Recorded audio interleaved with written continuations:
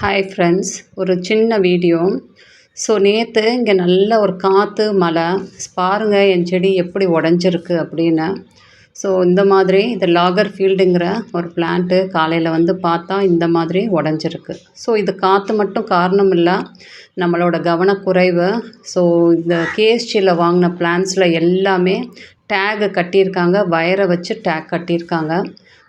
அந்த டேகை ரிமூவ் பண்ணாமல் இருந்தனால அது அறுத்துருச்சு அந்த செடியை. வந்து பாருங்கள் எந்த அளவுக்கு கொஞ்சம் கொஞ்சமாக செடி பெருசாக ஆக அந்த டேக் வயர் அறுத்து அறுத்து அறுத்து அந்த காற்று அடிக்கும்போது அப்படியே வந்து கட் ஆயிடுச்சு.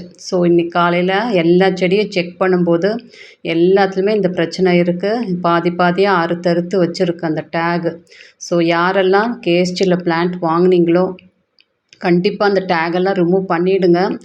புஷ்பாஞ்சலியில் இந்த பிரச்சனை வரல, கேஎஸ்சி பிளான்ட்ஸ்க்கு மட்டும்தான் இந்த மாதிரி வயரில் டேக் கட்டியிருக்காங்க. நான் நிறைய பிளான்ட்டை இன்றைக்கி ரிப்போர்ட் பண்ணிட்டேன். எல்லா டேகெல்லாம் கொஞ்சம் எடுத்துகிட்டு மழை வந்தனால ரிப்போர்ட் பண்ணியிருக்கேன். பாருங்கள் இந்த செடியை வளர்க்குறதுக்கு எவ்வளோ கஷ்டப்படுறோம். ஒரு சின்ன கவனக்குறைவுனால கம்ப்ளீட்டாக அது உடஞ்சிருச்சு எனக்கு. பாருங்கள் இந்த வயரெல்லாம் உள்ளுக்குள்ளே ரொம்ப டைட்டாக செடி பெருசாக ஆக இந்த மாதிரி ஒரு இதாகிடுச்சு. உங்களுக்கு கீழே போய் கட்டியிருக்காங்க. அந்த செடி வாங்கும் போதே நம்ம அந்த டேகெல்லாம் கழட்டி கொஞ்சம் வேறு இதில் மாற்றி வச்சுருக்கலாம். அந்த டேகை கழட்டாமல் வச்சதோட விளைவு செடி பாதியாக கட் ஆகிடுச்சு. அக்டோபரில் வாங்கின செடி இந்த அளவுக்கு வளர்ந்துட்டு இன்றைக்கி பாதியாக கட் ஆகிடுச்சு. இனிமேல் அதை ஒன்றும் செய்ய முடியாது, ஒட்ட வைக்கவும் முடியாது. ஸ்டெம் உடஞ்சிருந்தாலும் பரவாயில்ல, இது கம்ப்ளீட்டாக உங்களுக்கு அந்த தாய் செடி பாதியாக கட் ஆகி வந்துருச்சு. யாரெல்லாம் கேஎஸ்சியில் பாருங்கள் புஷ்பாஞ்சலியில் எப்படி இருக்குன்னா இது இந்த மாதிரி இருக்குது. இது இந்த அளவுக்கு ப்ராப்ளம் வரல.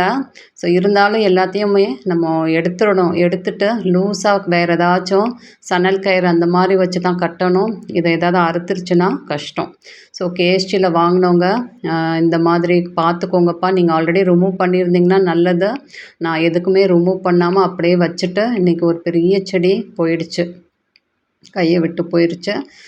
பார்த்துக்கோங்க. ஜஸ்ட்டு உங்களுக்கு தெரியலைன்னா இதை காட்டுறதுக்காக தான் நான் இந்த வீடியோ போடுறேன். எல்லா டேகையும் நான் இன்றைக்கி ரிமூவ் பண்ணிட்டேன். பாருங்கள் எவ்வளோ பெருசாக இருக்குது இந்த செடி. லாகர் ஃபீல்டு நல்லா வளர்ந்து ஒரு நிமிஷத்தில் போயிடுச்சு செடி. இன்னும் ஒன்றுக்கும் ஆகாது, இது ஒன்றும் செய்யவும் முடியாது. ஜஸ்ட்டு உங்களுக்கு சொல்லணுங்கிறதுக்காக தான் இந்த வீடியோப்பா. பாருங்கள் எப்படி கட் ஆகிருக்குன்னு, கம்ப்ளீட்டாக கட் ஆகிடுச்சு. கஷ்டப்பட்டு வளர்த்து செடி போயிடுச்சு. நீங்கள் அந்த மாதிரி யாராவது வச்சுருந்தீங்கன்னா அதை பார்த்துக்கோங்க. டேகெல்லாம் ரிமூவ் பண்ணிவிடுங்க.